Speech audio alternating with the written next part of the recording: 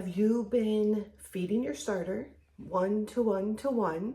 So that's 1 part starter, 1 part flour, 1 part water, and it's still not rising. It's still not doing what you think that it's supposed to be doing. The reason is how your starter is even starting in the first place. So what I have here for you today is a demonstration. So this is a very hungry starter. It just like hadn't been fed for a few days, got really hungry, left on the counter, and a lot of people are like, oh my gosh, my starter died. But what happens is the starter actually starts to eat all of the food, the flour, and it just becomes more liquidy. If you feed this 1 to 1 to 1, then you are going to still end up with a starter, a fed starter, that is still not getting enough flour or enough food for it to grow. And then my other one, this is just my, maybe a regular starter. It's a little hungry. I had already stirred it, so we don't see any of the gluten web in it, but it's still pretty hungry. So it's like dripping off pretty fast. And that's how I tell how much to feed my starter without weighing it. So in this case, this does not need more water. So I'm actually only going to, this hungry one, it's so liquidy, I'm only going to add flour to it to get it back to its like fullness, right? A little bit more like this. In this one, I can add a little bit of water because it is pretty wet, and a little bit of flour to feed it. So how do I do that without measuring? Let's start with this one. What I do is I clean the sides really good so that I can see where the starter is right here. So when the starter, if the starter is this thick, what I would do is I'm gonna feed it so that it's up to about its same depth up to here. So I technically don't want to go more than like 1/3 of the jar in the feeding. So I'm going to add like 3 tablespoons of flour here.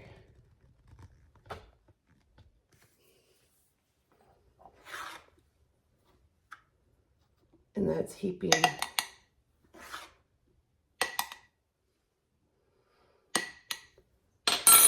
And we'll just see where this ends up.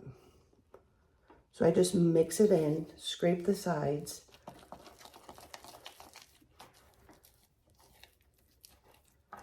And this is pretty thick, but I know that it's hungry. So I'm going to maybe let it be thick. If it's too thick, it's not gonna go anywhere. But this is what they call a thick or a stiff starter. I think even a little thicker than this, but I like to feed my starter pretty thick, especially if I know I'm going to be going out of town or something. I'll just feed it pretty good. So then we'll just let that be and call it a day. And what I'm going to do then with this one,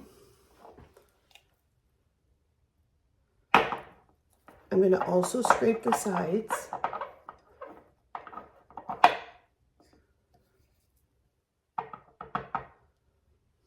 Scrape the sides. And now what I'm going to do is I'm going to take, I'm going to like eyeball it. You can put a rubber band right here to about double that size, but I'm just going to eyeball it. So if it's this thick, I'm going to add half as much of water to start.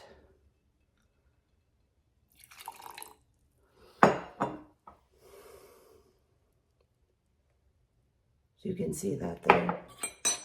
And I'm going to mix that in.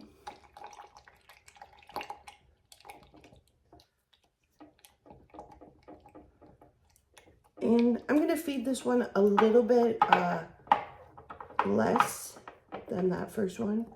But if you notice, it's pretty wet.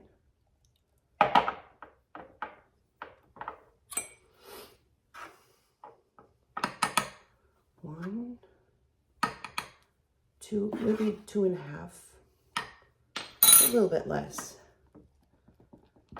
And I'm just going to give that a good stir.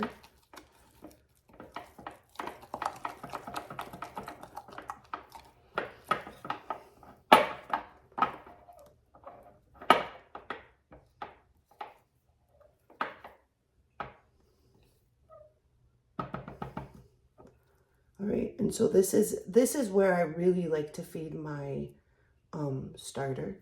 So it's kind of even lumpy, but falls off. It's glossy, and that looks great. So I will just cover these and let them double.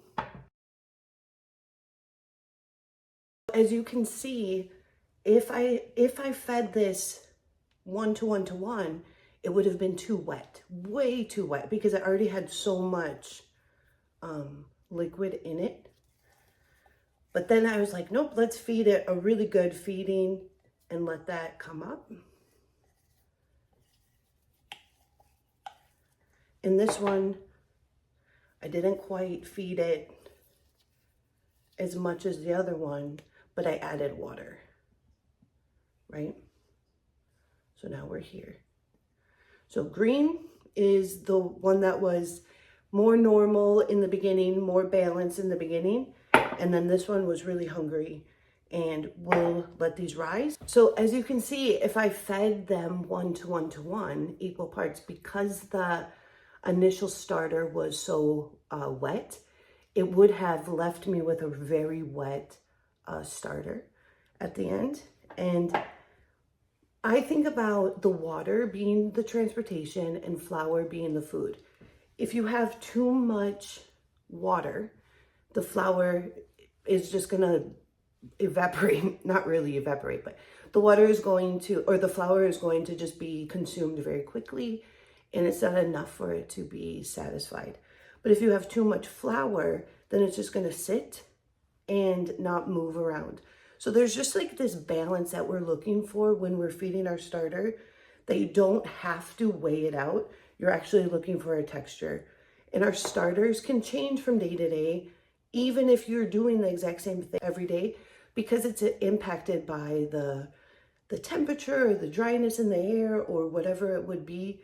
That's going to impact your end result and how much you're supposed to feed it. So if things are not working for you with the 1 to 1 to 1 measure, try this eyeball method and look for the right consistency. All right, we'll see you in the next video.